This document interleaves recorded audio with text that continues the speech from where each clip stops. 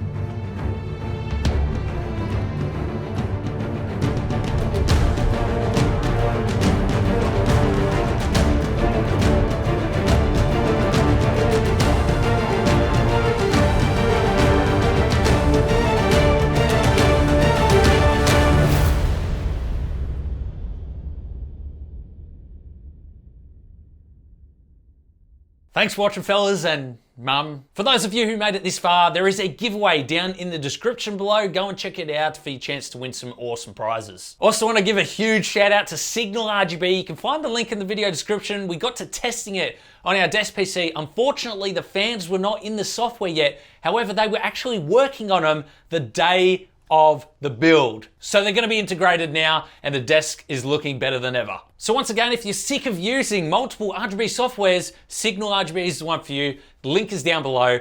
Thanks again, guys. As always, we appreciate your support. Become a Patreon if you want to help support us, or a YouTube member. Make sure you leave your comments down below if you made it this far, and consider hitting that subscribe button. Thanks for watching, and we'll see you all in the next one.